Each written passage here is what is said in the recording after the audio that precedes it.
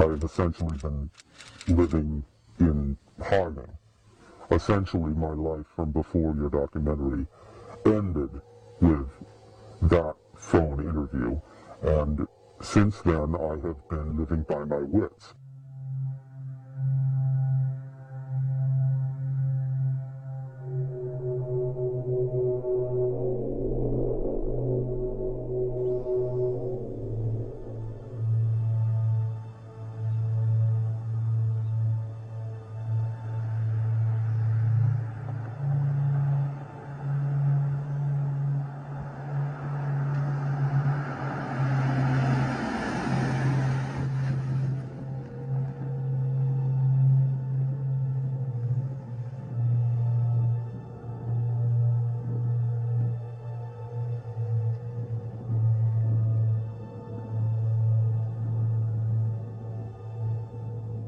Two of you, two cameras.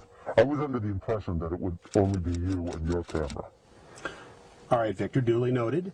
But you did come to us and request this interview. Yes. And you did request money, which you've been paid. Yes. Per your insistence, it was just to be me, and I'm not a professional cameraman, so I did bring along a second cameraman to shoot some additional footage so we have something to cut to. Okay, on B camera?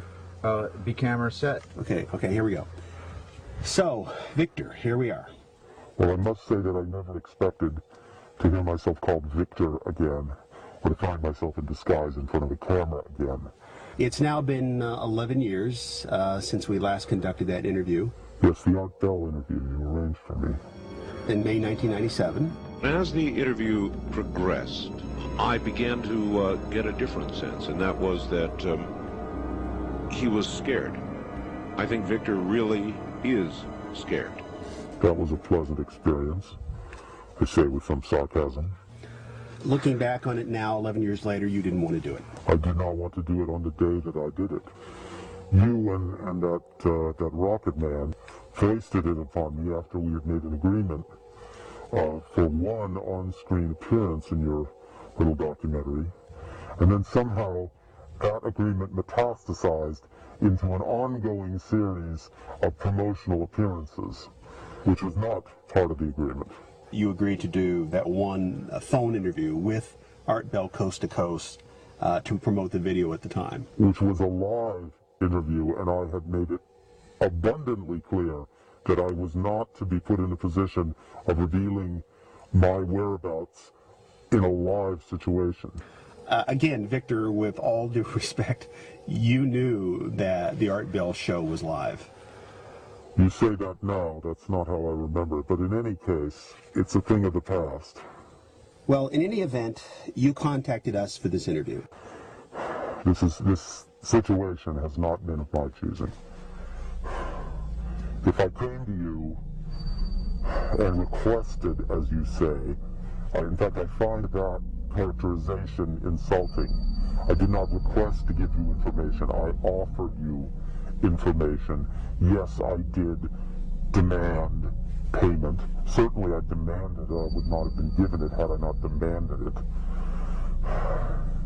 You are the businessmen. You are the filmmakers, the video makers, the documentarians. You and that rocket man, you have made whatever profits have been made over the last decade off of the...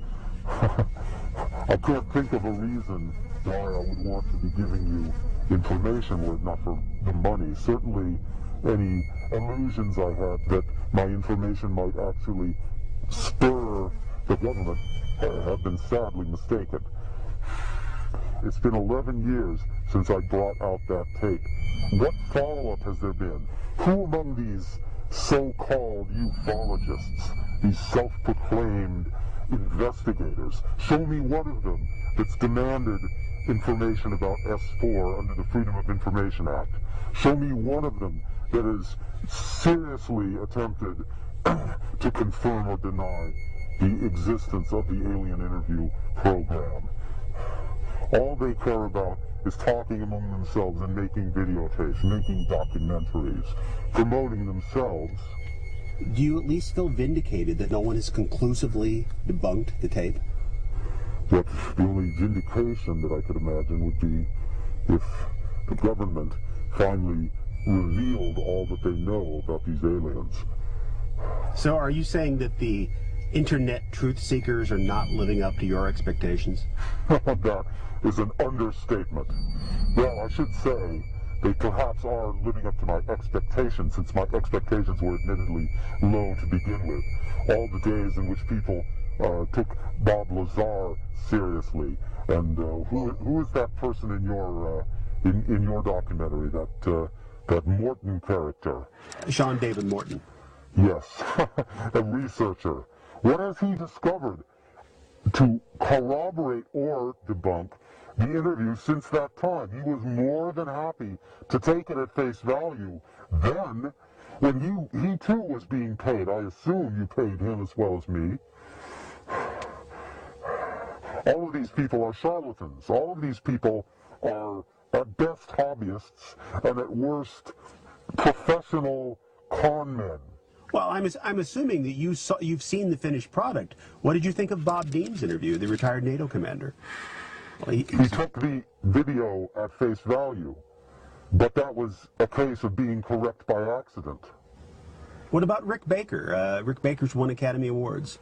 Rick Baker is a professional makeup artist, a makeup businessman. It's in his best interest to say that he can do much better than the real thing.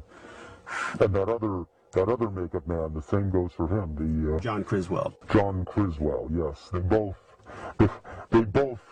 were happy to brag that they could create a more realistic alien. Fine. Well, where is it? In the Men in Black movies? In that ridiculous alien autopsy footage? Show me a more authentic alien than the one in that interview. By all means, if these makeup people are capable of creating a more realistic alien,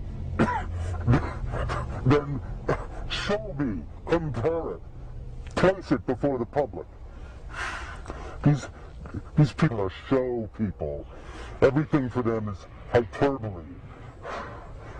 My contempt for the viewers of your documentary over the last 11 years knows no bounds. They've been like children, mocking it, or, on the other hand, credulously accepting it with no attempt to evaluate the material on its own merits, or to discover any new material to support or debunk it.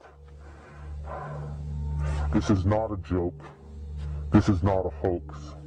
Certainly I'm staking my reputation on it. If an anonymous individual in a rubber mask could be said to be staking his reputation on anything, I challenge these ufologists to debunk me, discover my identity. If they really believe that the alien interview footage is a hoax, prove it. Show where it was faked. If they believe that the alien in that footage is a puppet, prove it. Find the puppet maker.